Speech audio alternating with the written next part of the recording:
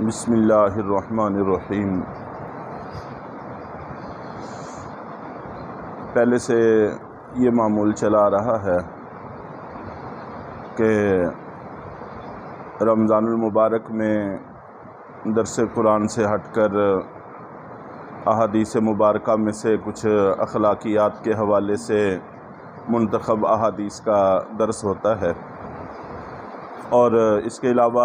ربیع الاول یا اس طرح کے مہینے آتے ہیں تو نبی پاک صلی اللہ علیہ وسلم کی سیرت کے حوالے سے کچھ گفتگو ہوتی رہتی ہے۔ تو اگرچہ سارے سلسلے ہی مفید ہیں اور ہماری ضرورت ہیں، بلکہ قرآن پاک کے حوالے سے، درس کے حوالے سے ہمارے عظیم عالم دین، عظیم سکالر حضرت مولانا زاہد الراشدی صاحب دامت برکاتہم اکثر فرماتے رہتے ہیں کہ جتنا اہتمام اللہ اور بندے کے درمیان میں ہونے والی گفتگو کو حاصل ہے، دنیا کی کسی گفتگو کو یہ اہتمام حاصل نہیں ہے۔ اللہ اور بندے کے درمیان ہونے والی گفتگو قرآن پاک کی تلاوت اور نماز ہے۔ قرآن اللہ کا کلام ہے۔ جب قرآن پڑھا جاتا ہے تو حضرت علی رضی اللہ تعالیٰ عنہ فرماتے ہیں کہ گویا اللہ تعالیٰ گفتگو فرما رہے ہیں اور ہم سن رہے ہیں، اور جب ہم نماز پڑھتے ہیں تو گویا اب ہم گفتگو کر رہے ہیں اور اللہ تعالیٰ سن رہے ہیں۔ اور اس گفتگو کو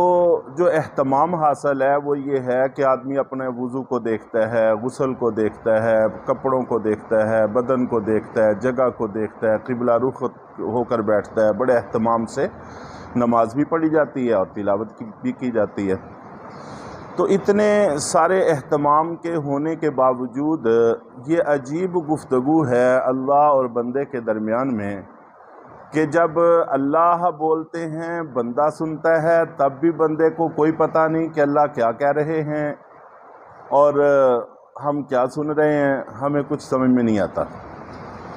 اور جب ہم نماز پڑھتے ہیں، اللہ کو اپنی باتیں سناتے ہیں، تب بھی ہمیں پتہ نہیں ہوتا کہ ہم کیا بول رہے ہیں، ہم اپنے اللہ سے کیا کہہ رہے ہیں۔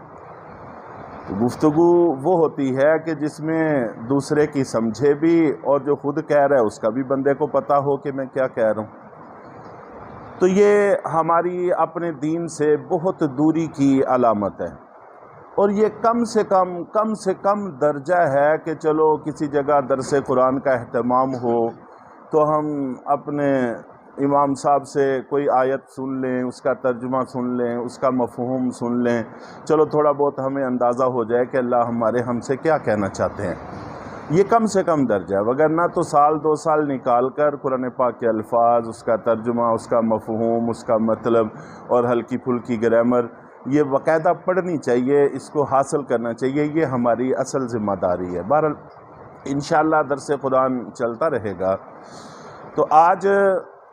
مجھے جس موضوع پر گفتگو کرنی ہے وہ لا یعنی اور فضول باتیں اور کام ہیں۔ رمضان المبارک میں ایسے کام جن کا کوئی فائدہ نہیں ہے،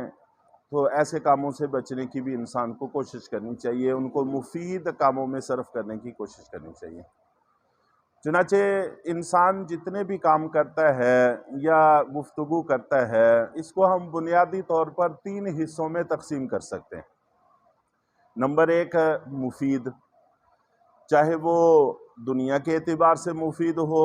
جیسے ہم کاروبار کرتے ہیں، کام کاج کرتے ہیں، محنت کوشش کرتے ہیں، تعلیم حاصل کرتے ہیں، یا آخرت کے حوالے سے مفید ہو۔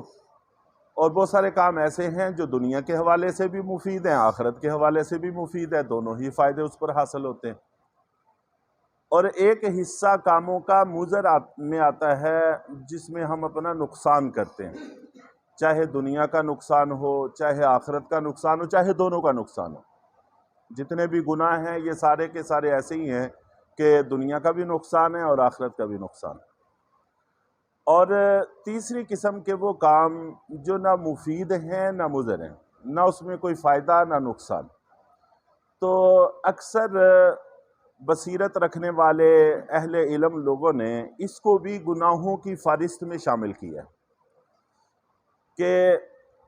اگر غور کیا جائے تو یہ گناہ ہی بنتے ہیں۔ مثال کے طور پر ایک آدمی کو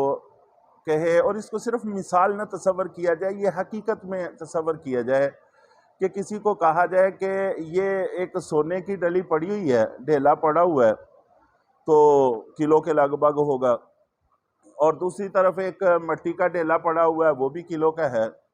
اور اس کو کہا جائے کہ تمہاری مرضی ہے، چاہے تم سونے کا ڈھیلا اٹھا لو، چاہے یہ مٹی کا ڈھیلا اٹھا لو، تو وہ احمق آدمی مٹی کا ڈھیلا اٹھا کر چلا جائے تو ہر بندہ یہ کہے گا کہ اس نے نقصان کیا ہے، اس نے نقصان کیا اور بہت بڑا خسارہ اٹھایا، اور حقیقت بھی ایسے ہی ہے۔ اگر وہ دوسرا ڈھیلا اسی وقت میں اٹھا لیتا، اتنے ہی وزن کا اٹھا لیتا، تو کتنا بڑا نفع کماتا، اور وہ نہ صرف یہ کہ نفع سے محروم رہا، بلکہ وہ مٹی جو اس کے کسی کام میں نہیں ہے اس کو اٹھا کر لے گیا ہے۔ تو وہی ایک لمحہ جو ہم نے فضول کام میں یا فضول بات میں صرف کیا ہے، اگر اس میں ایک دفعہ سبحان اللہ کہتے تو آدھا پلڑا میزان کا نیکیوں سے بھر جاتا۔ حدیث شریف میں آتا ہے کہ جب آدمی ایک دفعہ سبحان اللہ کہتا ہے تو میزان کا آدھا پلڑا ثواب سے بھر جاتا ہے، اور جب دوسری دفعہ کہتا ہے یا الحمدللہ کہتا ہے تو دوسرا حصہ بھی بھر جاتا ہے، اور جو جنت میں درخت لگتا ہے وہ اپنی جگہ رہا۔ تو مقصد یہ ہے کہ اسی وقت عزیز کو جس کو ہم بڑے فائدے میں صرف کر سکتے تھے، اس کو ہم نے ایسے کام میں صرف کر لیا کہ جس سے ہمیں کوئی بھی فائدہ حاصل نہیں ہوا، تو ظاہر ہے کہ یہ سراسر نقصان ہی کی بات ہے۔ چنانچہ حدیث مبارکہ میں بھی آتا ہے کہ قیامت والے دن یہ لمحات، یہ مجلسیں، یہ مواقع حسرت اور افسوس کا باعث بنیں گے کہ جن کو انسان نے فضول کاموں میں صرف کیا ہوگا، اللہ کے ذکر کے بغیر صرف کیا ہوگا، یہ وہاں پر بھی حسرت کا باعث بنیں گے۔ تو جو چیز حسرت اور افسوس کا باعث بنتی ہے تو سراسر وہ گناہ ہی ہوگی۔ اور اسی طرح ترمذی اور ابن ماجہ میں حضرت ابو ہریرہ رضی اللہ تعالی عنہ سے منقول ہے کہ اللہ کے نبی صلی اللہ علیہ وسلم نے ارشاد فرمایا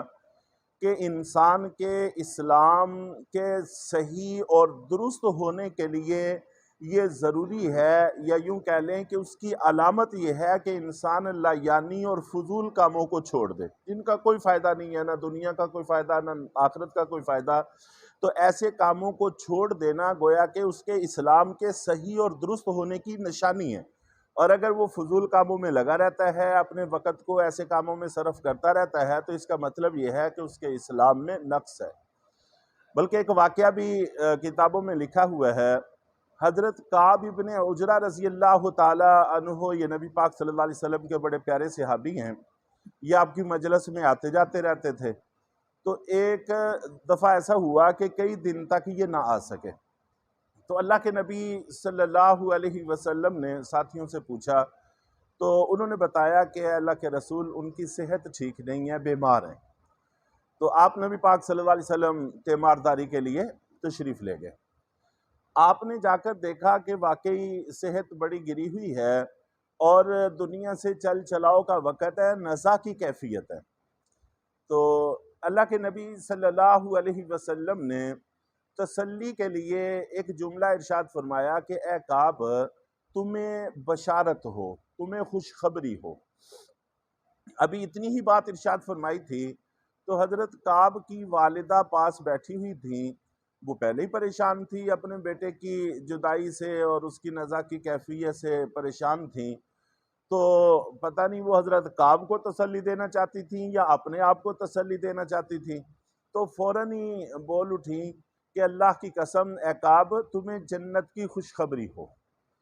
اللہ کے نبی صلی اللہ علیہ وسلم کا بھی بظاہر مطلب یہی تھا، کیونکہ صحت تو گر رہی ہے اور چل چلاؤ کا وقت ہے، دنیا کی کسی خوشخبری کا تو موقع نہیں ہے، یقیناً آخرت ہی کی خوشخبری ہوگی، اور آخرت کی خوشخبری نجات ہی ہے، بخشش ہے، جنت میں داخلہ ہے۔ تو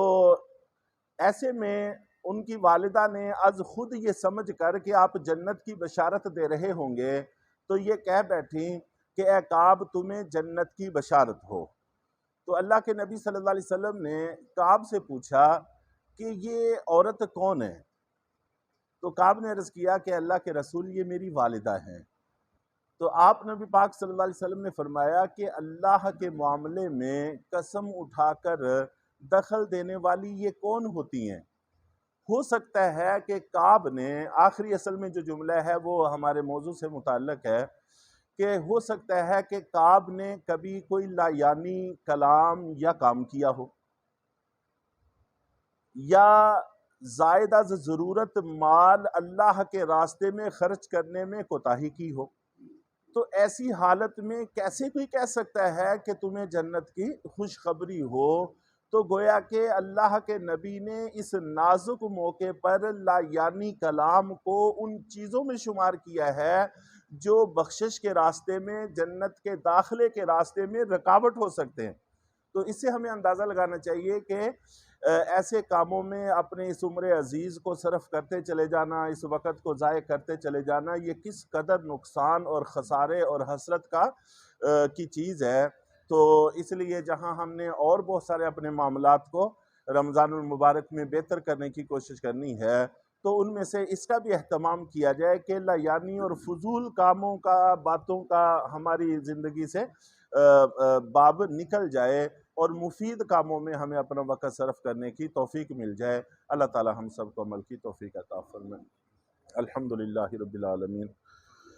والعاقبۃ